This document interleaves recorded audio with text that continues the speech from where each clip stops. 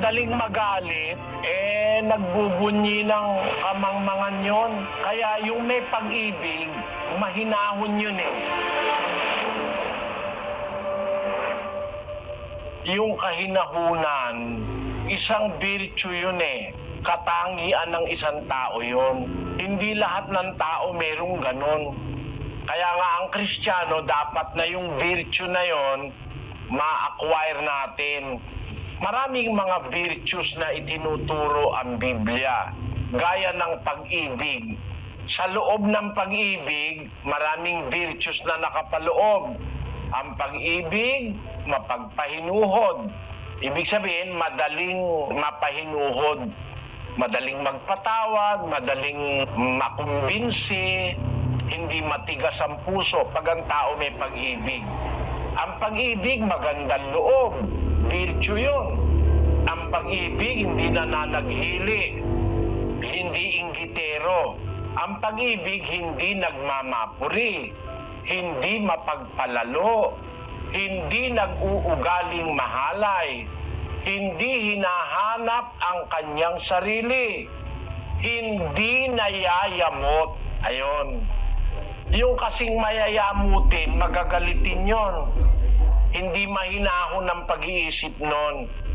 Ang taong magagalitin, hindi mahinahon. Dapat mag-isip na may kahinahunan.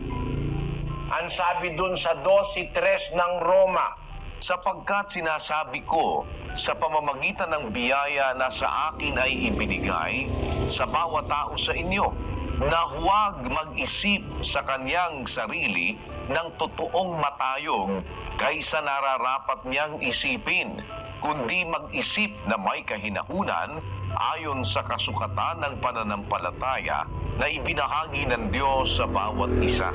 yung salitang mag-isip na may kahinahunan, hindi madaling magalit yun, hindi madaling mayamot yun, hindi madaling mainis yun, hindi madaling mag-init ang ulo nun. Yun ang mahinahon. Yung sinasabi sa kawikaan, ang galit ng mangmang nahahayag agad. Madaling mahayag. 29:11 at saka 14:29 ng kawikaan. Inihihinga ng mangmang ang buong galit niya, ngunit ang pantas ay nagpipigil at tumitiwasay. Siyang makupad sa pagkagalit ay may dakilang pag-uunawa, ngunit siyang madaling magalit ay nagbubunyi ng kamangmangan. Yung madaling magalit, nagbubunyi ng kamangmangan yon. Kaya yung may pag-ibig, mahinahon yun eh. Kung mag-isip, mahinahon. Hindi basta nayayamot, hindi basta nagagalit yung may pag-ibig. Yun mga virtues sa ilalim ng pag-ibig. Kaya kung mag-aaral ka ng pag-ibig na nasa Biblia, kapatid, magiging mahinahon ka. Bawa, kagalit-galit yung ginagawa ng isang tao, meron kang virtue ng pag-ibig. Mahal mo yung kapatid mo, mahal mo yung kapwa mo, hindi ka basta magsasalita ng makakasakit ng damdamin ng kapwa. Magiging makupad ka sa pagkagalit. Magiging mahinahon ka. Kasi ang galit ng mangmang agad nahahayag, sabi sa Biblia. Kaya kilalang-kilala mo yung mangmang, madaling magalit eh. Galit agad, nakasigaw agad, nakasinghal agad. Kung magsalita, walang pag-aalaala sa kapwa-tao kung masasaktan ng kapwa o hindi. Ganun ang mga mangmang. Pero yung nag-uunawa, sabi sa Biblia, siyang makupad sa pagkagalit, may dakilang pag-uunawa. Ngunit siyang madaling magalit, nagbubunyi ng kamangmangan. Tanong mo, paano mapapanatili yung kahinahunan? Matuto kang umibig, kapatid. Halimbawa, mahal ko ang isang tao. Kahit nagagalit na ako, hindi pa rin ako nagagalit, napipigil ko kasi mahal ko yung isang tao eh. Pero pag halimbawa, lagi kang galit, ibig sabihin wala kang pag-ibig noon. Lagi nakasigaw, lagi nakasinghal. Laging kung magsalita ay nakakasugat ng damdamin, walang pag-ibig sa kapwa yung ganun. Matuto lang tayong umibig, magiging mahinahon tayo. At ang pagiging mahinahon, kasama ron yung makupad sa pagkagalit. Yun ang sinasabi doon sa Santiago 1:19, basahin natin. Nalalaman ninyo ito, minamahal kong mga kapatid. Ngunit magmaliksi ang bawat tao sa pakikinig, magmakupad sa pananalita, magmakupad sa pagkagalit. Magmakupad ka sa pagkagalit. Magmakupad ka sa pananalita. Baka yung sasabihin mo, makakasakit ng damdamin ng iyong kapwa. Pero maging maliksi ka sa pakikinig ng salita ng Diyos.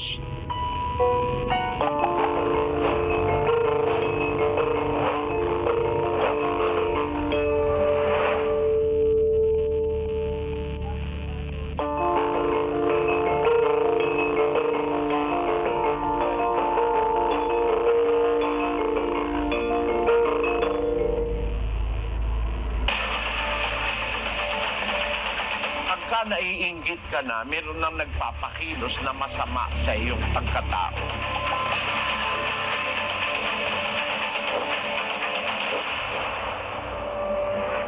Kung pag-uusap natin Biblia, hindi normal ang inggit.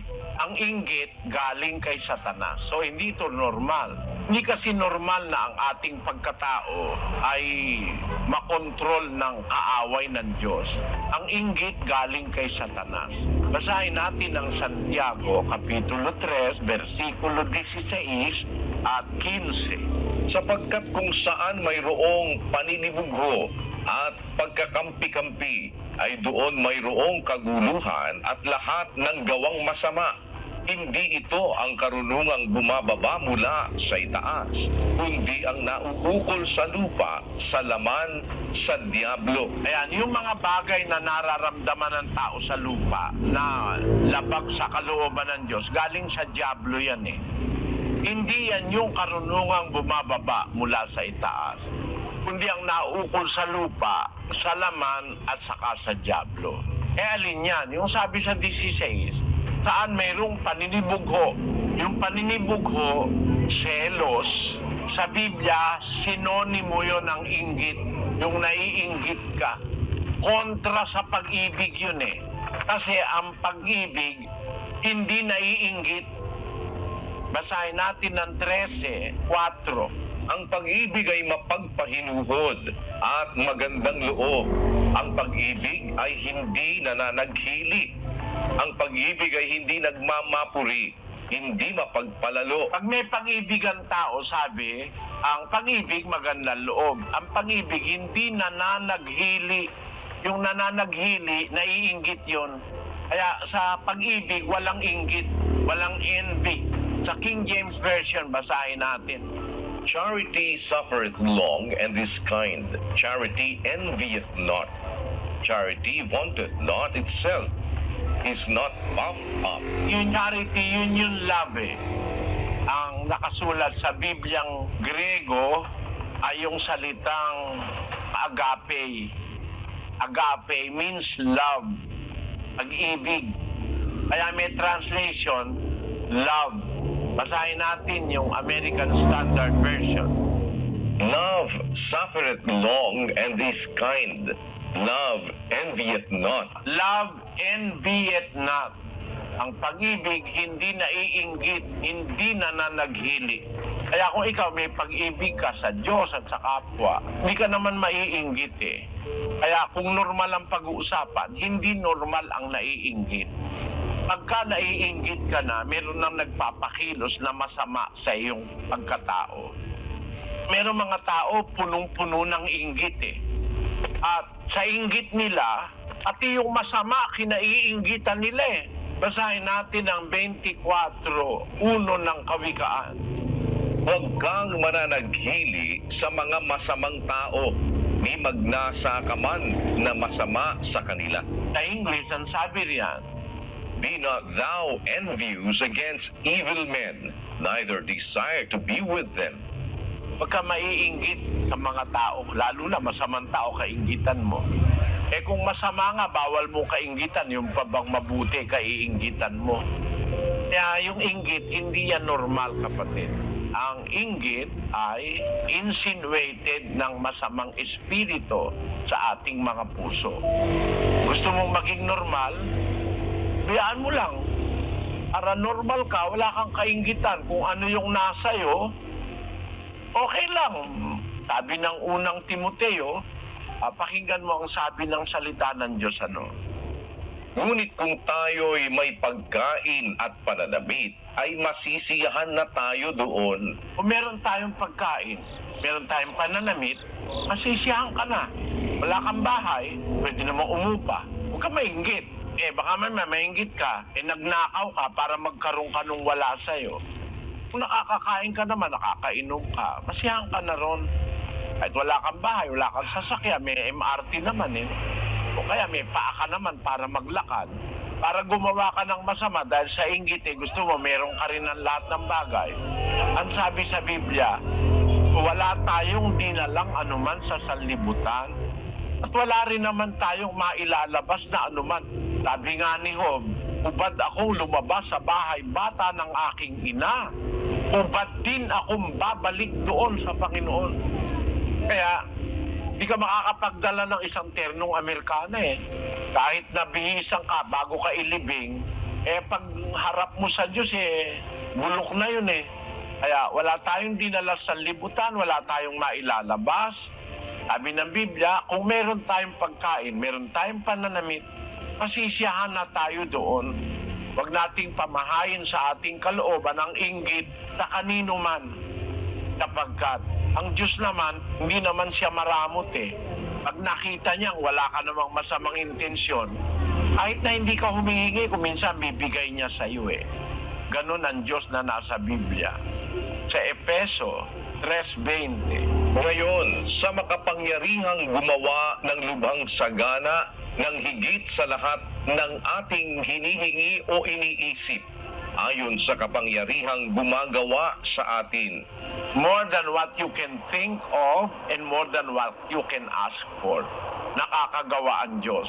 Ang mahalaga lang makita ng Diyos, wala kang inggit, kontento ka, may pagkain ka at may damit, masaya ka na. Makita mo, dadating ang araw, magsikap ka lang, magkakaroon ka rin nung nasa iba. Aalisin ng Diyos yung magkaroon ka pa ng inggit.